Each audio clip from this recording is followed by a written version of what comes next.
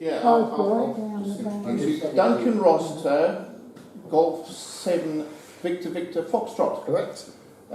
Is going to give us a presentation on amateur television this evening, and it's great to have you here. I'm sorry there's not more of us, but Yeah.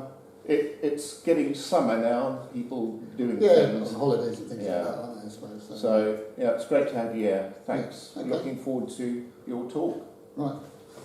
As I said, I'm Duncan G7VVF. I've been into amateur TV since about 99, 2000, something like that. I think I had an interest before that. I always used to go to the Pickett's Lock amateur radio shows, and one of the, someone who else was interested in TV was demonstrating amateur television. Back in those days it was analogue, and now we've moved on to digital. So this is about digital amateur TV.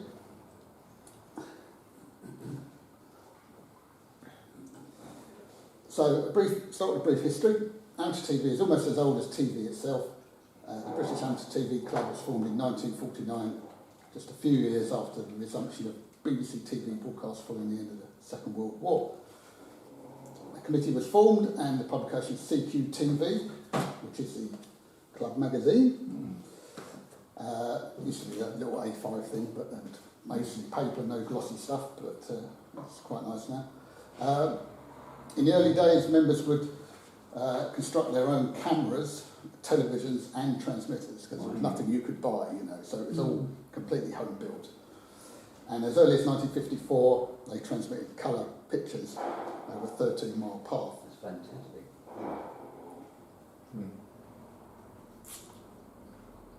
Come on. But it just press the right. My wife said to me, she goes, when she lent this to me, she goes, I don't know how good the batteries are. Yeah, the space bar will do. Well, this is good. Okay. Right, early ATV transmissions were used mainly on the 70 centimetre band. These were AM, in black and white with no sound, and even then it took up half the band, you know, about 5 megahertz, something like that. In the 90s, we moved to the 23 centimetre band, using FM transmissions, much more spectrum on 23 centimetres, and using second-hand analogue satellite boxes like these, an old early Amstrad, first generation Sky TV. Home constructed receivers were also used along with kit TV transmitters, the most popular being the Solent. Nearly everybody had one of these if they were doing amateur TV. They were quite expensive back then. I think they were about £100 or something like that, although they often gave discounts. I think when I bought mine in 1999 it was £60 or something like that. Even so, a reasonable amount of money. In the late 2000s, some surplus Sky digital transmission equipment became available, and some DATV transmissions were made, and some repeaters equipped with digital outputs. These are, 5, 6U or something like that, big old heavy things, lots of fans, heavy power consumption. In the 2010s, Santa started experimenting with PC and Raspberry Pi generated TV transmission. So this is one of the earliest ones. This is the Digi-Lite system. It's kind of got the ball rolling. And that's, you can see that over there somewhere. I brought that one with me. That was my first generation digital TV transmitter, Raspberry Pi controlled, separate oscillator, filter board and a filter modulator board. The emergence of SDRs, software-defined radios, so I don't know how much you know about these, here's quite a popular one, the add-on Pluto. This is a Line Mini, made digital TV transmission much easier. Early DATV standards were DVB-S, just MPEG or MPEG-2, and then we moved to DVB-S2 with H.264 and H.265 encoding, and now people are experimenting with H.266, but there's not really any hardware that can do H.266, and you need a powerful computer to do it in software. So every time they change from H.264 up to the next one, it supposedly halves the data rate but improves the quality. So There's more processing to yeah, get yeah. that. Well, it's algorithms really, cutting out all the wasted stuff that doesn't need to be processed because it hasn't changed from the last picture and things like this. You know. Yeah, So here we are. There's the Lime, the Pluto. This is kind of the new kid on the block, the Libra. And the very latest thing, which has been designed by a BATC member, is the Muntjac. It's quite a basic thing, but it's transmit only. All the others can do receive, but the one on the end does transmit, but only costs 50 quid. So the British Amateur TV Club actively promotes our hobby of amateur television and covers all aspects of television, from making and editing programmes to transmitting television on the amateur radio bands. Colour magazine, CQTV, as I showed you earlier, is, we've got a box of these, so you can all take one. It's produced for members in paper, or you can get a PDF version, which is the Cyber membership. The Cyber membership is only £8 a year, so you get your downloadable PDF one of these. Or if you want the proper colour magazine, then you have to pay £24 a year. For your £8 or £24, you get a website where you can find information about the club and committee, our constitution, our online shop stocking hard to get components for projects that are published in here. A members wiki, a reference library of information published by our members. A members forum for help, information and interchange of ideas. A video streaming facility on the web, which enables repeaters and individual members to stream to be seen worldwide. An annual convention held in the UK where you can meet others and visit demonstrations and listen to lectures. That's coming up on the 2nd of August. Well, they kind of split it. They have the meeting practical one then, and then we have a presentation-based one in October, instead of trying to cram it all in one day. The BATC shop, where you can buy these hard-to-get bits. And, yeah, there you go. The BAT is the largest such specialist organisation in the world, with 15% of our members living outside the UK. There's quite a lot of, there always has been a lot of amateur TV in Europe, you know, Holland and Belgium and places like that. BATC have produced many ongoing designs for transmitters and receivers. And as mentioned, the shop sells these hard-to-get parts and PCBs, but you do need to be a member to purchase these items. So here's one of the BATC projects. That's called the port stand, which is essentially it's a transmitter but can have a receiver added to it as well. There's one over there you can have a look at. This is the mini tuner board. This was designed by a French amateur. Basically it's a tuner and it connects to a PC, and then you can display the pictures on the PC. Here we go. The mini tuner receiver project developed by Jean-Pierre F6DZP consists of home constructed mini tuner hardware and interfaces through a USB 2 port to a Windows PC running the mini tune software. Covers 143 meg to 2.5 gig. Then we have the Pico tuner, which is the updated version. The mini tuner you can't get anymore. It had the little USB board, which was quite expensive. So someone developed one that uses a Raspberry Pi Pico for the interface, which like costs £5 or something like that. You know. The BATC Ride receiver, it's a standalone receiver. There's one of those over there. You can have a look at. That's what's displaying that picture on the monitor is the Ride. So it functions like a set-top box with a remote control and just needs an HDMI connection and obviously an aerial input. And then the port stand DATV transceiver project. It provides an easy way to get on air with digital ATV at a relatively low cost, covering all the commonly used DATV modes, enabling use for crosstown QSO, accessing ATV repeaters, and working with the reduced bandwidth modes. It also includes some test equipment stuff. It keeps getting more and more stuff added to it all the time with each revision, so it's quite good really. And good for portable, you know, if you don't want to do everything from a PC and things like that. New builders are recommended to build a port stand 4, which when used with the Pluto is integrated with the Langston microwave transceiver project, enabling an advanced multi-mode narrowband and DATV receiver covering 70 megahertz to 6 gigahertz for under 350. So that's also, you know, a voice transceiver as well, covering those bands. Yeah. Right, now we'll go on to GB3EN. That's the Civic Centre, by the way, in Enfield, where it's on the roof of. Became operational 13th of March 1999. First contact was between Les G4GYP and Andrew. In those days it was analogue FM TV using a Maspro satellite receiver, a Solent TX that I showed you earlier with an 18 watt PA. It was well used in the 2000s, but sadly now most of the users are silent key.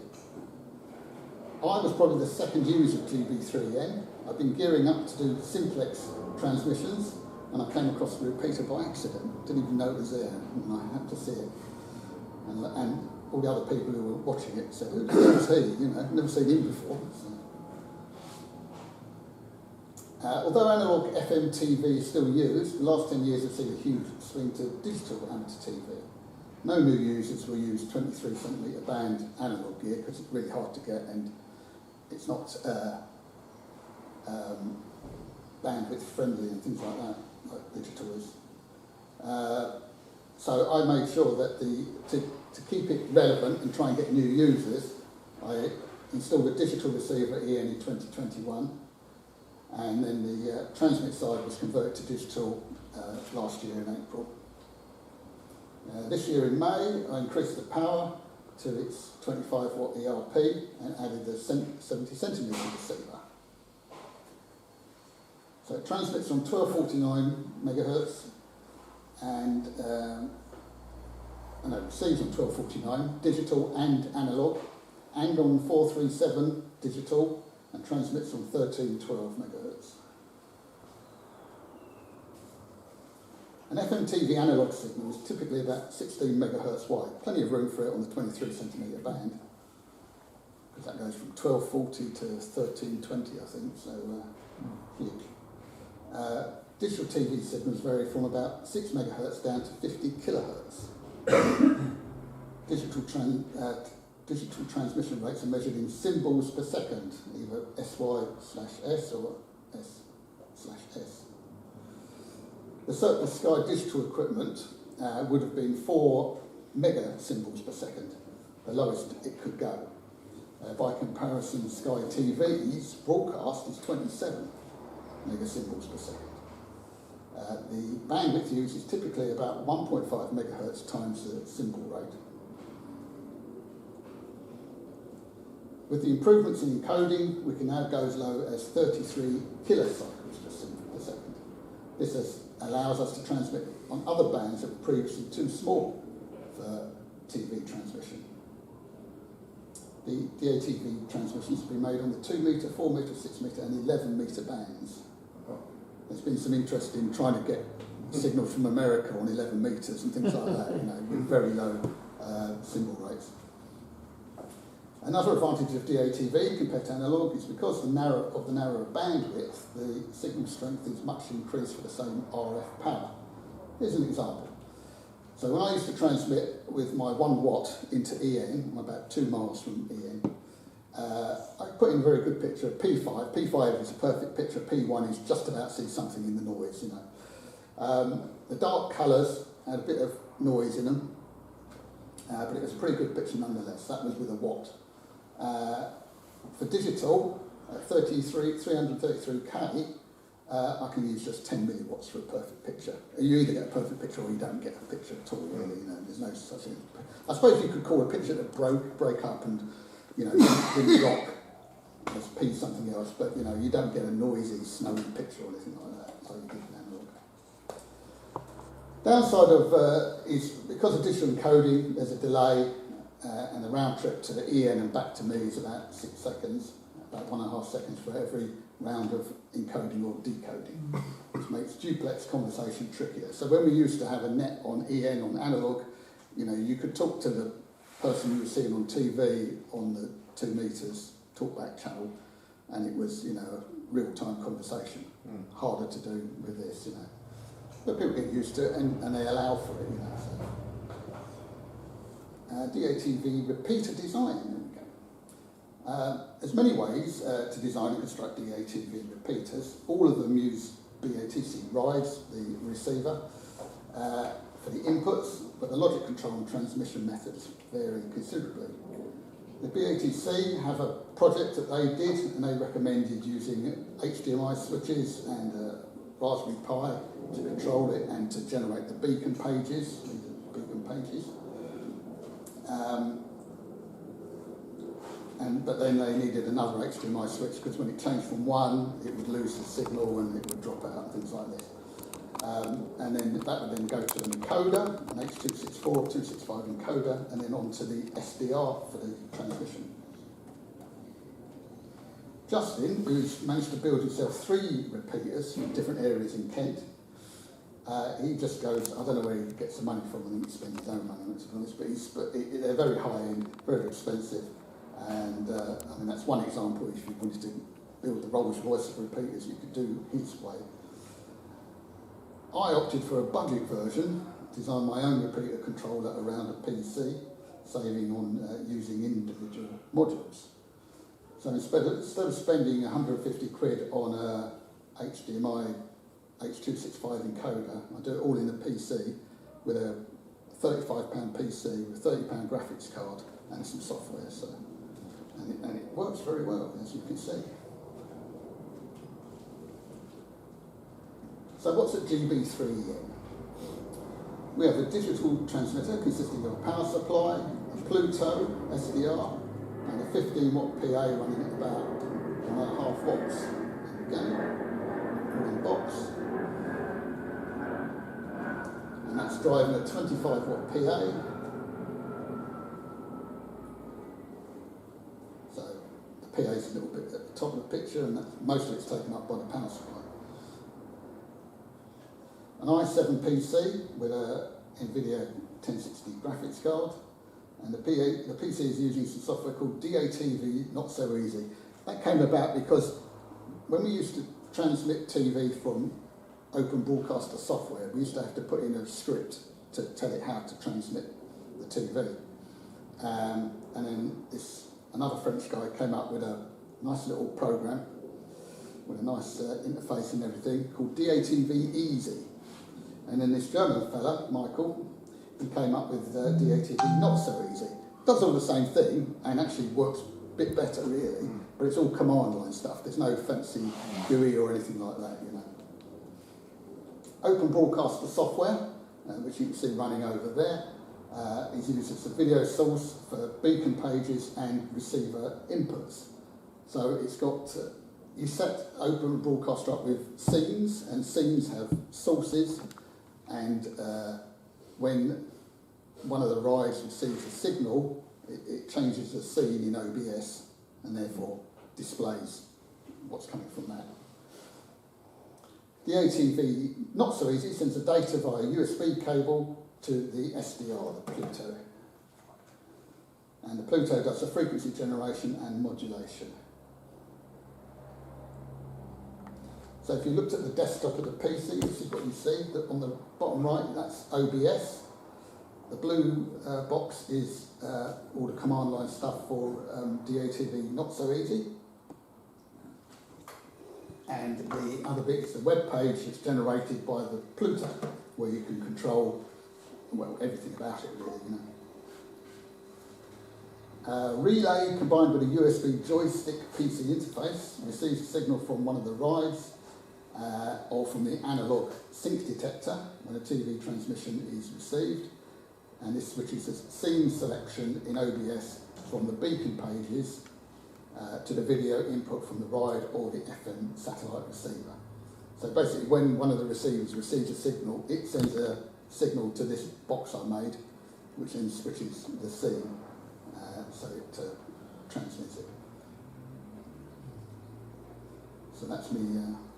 This is all homebrew, obviously, you know. And that's the analog sync detector, which was common on the old analog repeater. That's how they switched from the beacon pages. It detects the sync pulse from the TV signal and then just works as a switch. And the OBS scene selection can also be controlled by a web interface when my connection works between... I have one of these long-range 5 GHz Wi-Fi links between my house and this Enfield Civic Centre, but it's a bit hit and miss, really. So, BATC Ride is built into an old PACE satellite receiver case. It receives on 1249. It scans for 3 different symbol rates, the 333K, the 1000K and the 4000K. The 4000K is to cater for anyone with the old Sky equipment. The 1000K would be the one of choice, gives the best picture quality. And the 333 is for if you're a bit further away and your signal's a bit weaker, you stand more chance of getting in with that. So here's one of them, and that's what it looks inside. So in there we have the mini tuner board and the Raspberry Pi in the metal heatsink case, and a power supply to drop down whatever the supply is, 12 volts down to 5 volts for the Raspberry Pi. So not too much. An HDMI connection coming out. That one has analog composite video coming out as well, because originally when that one was installed, I was still using the old analog switcher because the whole thing hadn't gone digital at that point. And then there's one for the 70cm band. This one receives on 437 megahertz and 333K or 1000 kilocycles symbols per second. Another old satellite receiver box that I had lying around, much the same as the other one. And we've also retained the old analog FM receiver. I was going to chuck it out, but it's quite an easy job to just put the sync detector in a screened box and put it back in, so it wasn't a problem. And it uses a composite video capture, USB capture dongle.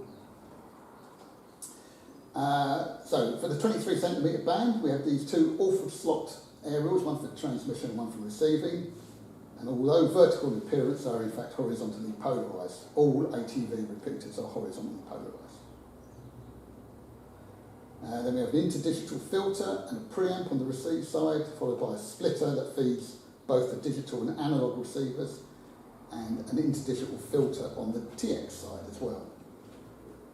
And I've also added a 23cm bandpass SAW filter on the receive, which is improved reception, because the receivers are quite wide band.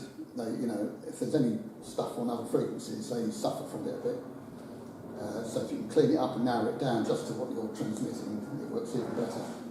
And GB3NL, the 2-metre voice repeater at the Civic Centre, when that used to transmit, it used to desync the 23cm receive, but the filter has stopped it doing that. So this was new in May, the 70cm Wemo Big Wheel horizontally polarised antenna. There it is. Has a masthead preamp with a built-in SAW filter, another one, and another SAW filter. And the combination of those gives bandpass and also high attenuation at 430.8 or thereabouts, which is GB3 LV's transmit frequency. And that worked quite well. I tested it by putting my handheld on that frequency and holding it next to the aerial and keying up, and it was quite happy, it didn't mind that at all. So here's a schematic of the GB3EN. Starting on the left, you've got your Orford slot aerial into your filter preamp, and then also your 70cm aerial into the preamp and filter. The 2 rides, the analog receiver, sync detector, the purple box is the PC, And then output over there, and then all the grey stuff is power supplies and where they go. And the 5 gigahertz Wi-Fi link is in blue. That's mainly for me, so I know how it's all connected out. So if I unplug anything, I know where to put it again. Because it's a bit of a jumbled up mess up there, really. One day I'll tidy it up, but you know, we're in a very little room. It's literally about 1.5 metres square at the end of a 5 metre corridor with 2 big windows. So when the sun shines, it gets very hot. So that's on the left is a stack of receivers, the sync detector, the switcher box, another little relay box, and on the right is the transmitter and the PA. On the floor is the PC, and there's some other bits of networking stuff on the floor as well. There's the aerial farm, obviously not the cell phone aerials and the dishes, but on this left-hand mast you've got all the TV aerials, and then the middle one is 70 centimetre voice, and the right-hand one is the 2 metre voice. So, how to receive GB3EN? I designed it specifically that it could be received on a commercial satellite receiver. So if people want to get interested, they don't have to jump in and start building stuff. They can buy something and receive it quite easily. This particular receiver, what do I do with it? I'll say perhaps you'll see it on here. They're quite rare, ones that go, well, you can get quite a few that will work down to 1,000 kilosymbols per second, but not many decode H.265, which EN transmits, but that one does, and it works very well, really. I mean, that's what's receiving the signal from EN to then stream it. So, also, you'll need an aerial. There we go. If you don't have a horizontal 23 centimetre aerial, it's quite easy to make one. I've made loads of these. There's one there on the table you can have a closer look at. If you make this design really accurately, it could have a gain of 16 dB. Not made so well, it's probably still about 10. Connected to the receiver with some satellite coax. And there's, on the GB3EN website, there's full construction details.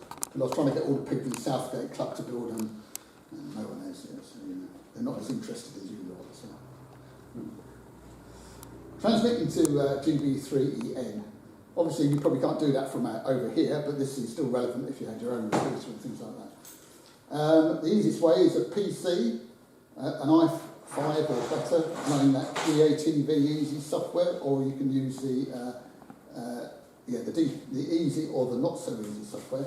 Or there's a new program called SDR Television. Might need a slightly better spec computer, an i7 for that. And that will do transmit and receive on the one bit of software. A Pluto SDR or a Libra, a power amp, which is just one of these. You can get these at about £50 off AliExpress or eBay. They say that they'll do 15 watts on 23 centimetres, but for TV they'll do about 6 to 8 probably, for a decent picture. A webcam of some sort, so people can see you. One of the aerials. And that will do, really. For local working, that will work fine, you know. I mean, like I said, at 2 miles, I don't even need one of these to get into the air, you know. I can come straight out of a Pluto into the aerial and it'll get there. Simplex and contest operation. The method mentioned previously, using the computer, is the easiest method for using GB3EN, and possibly your own repeater group. With your own group repeater, but with a bit more effort and some construction, DATV can be more rewarding. Building a port stand with an SDR for transmission and attaching a Pico tuner for reception is the way to go for non-repeater use, allowing the use of low symbol rates for more distant communications. The port stand also has many useful other functions, like for one, band viewer, which is a spectrum analyzer for the band you're using. Very handy for seeing if there are any signals around that maybe are too weak to be decoded, or useful for aligning aerials. The band view is running on my port stand over there, so you can have a look at that as well. Here we go. Welcome to the world of amateur television. It gets a bit more challenging. It's a bit more challenging than some other amateur radio modes, but for me, I get a lot of enjoyment out of building kit and getting it working, which can take some time sometimes, and learning along the way. You can be creative as well, editing and showing your home movies as well, as long as they're legal and decent, of course. I hope you all embrace it and get much enjoyment from it. Thank you very much.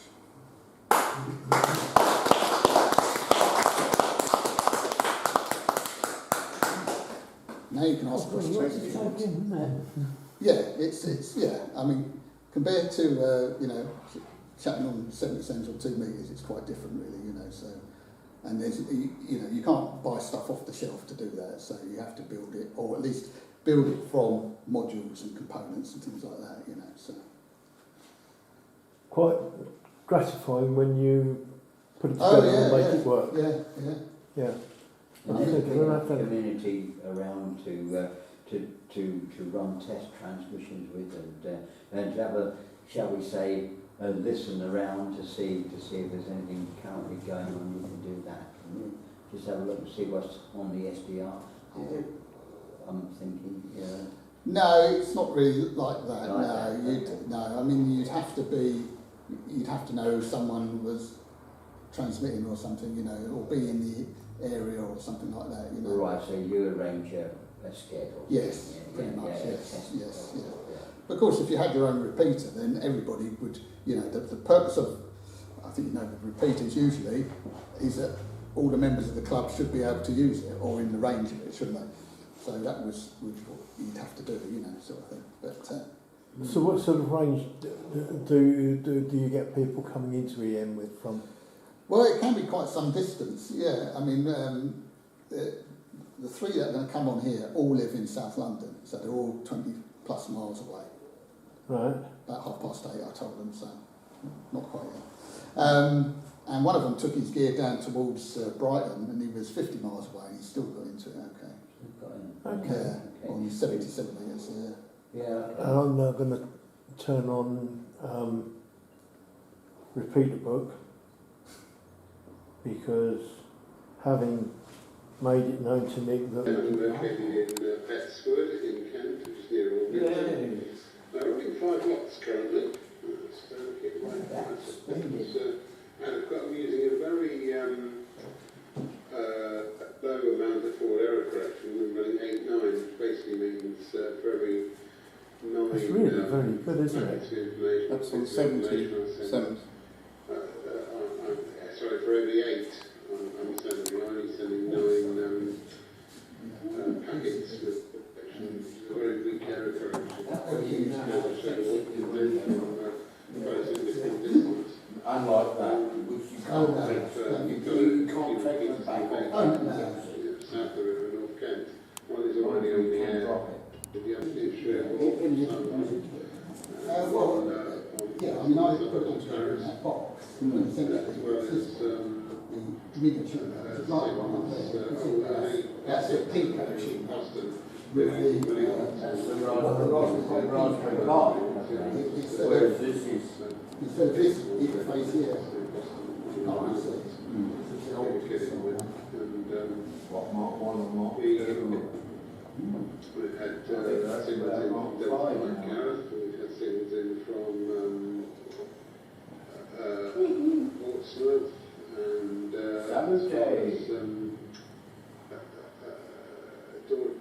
Dorset. Because that's how the tunes. So that's 70 again. That's how they We only use one or the other. Oh, right, okay. So how's the audio encoded? Because you've got the video scheme and you've got the audio schemes like the audio encoded at the bottom of the band, and then... Well, that's the whole enjoyment of amateur TV, is that you have to build it all. I'm building drones at the moment. Oh, that's good, yeah. And then what you do is you multiplex what's called the right. So a video, so you have a... Mind you, nobody wants a drone nowadays, do they? Oh, here we go. Unless it drops a bomb down a... Pipes and packet. Right. You have... I spend more time building it. I'm sure you do, yeah, getting it But right. also, I've been a keen videographer or whatever for many years, you know, from my first camcorder, which I had in 98 or something like that. And, no, 89, sorry. And, you know, I shot with kids when they were small and things like that. And, you know, and then I got into a bit of editing and stuff like that. So I've always been, and of course you can show your videos to people, you know. Yeah, but that's a combination of interests. Yeah, it is, yeah, very much so, yeah. Video camera. Oh, yeah. It's just the antenna box sits around. Yeah. Oh yeah, that's to keep the birds getting in, yeah. Oh yeah, but that doesn't. When we were last. Hey, you need another one? Right.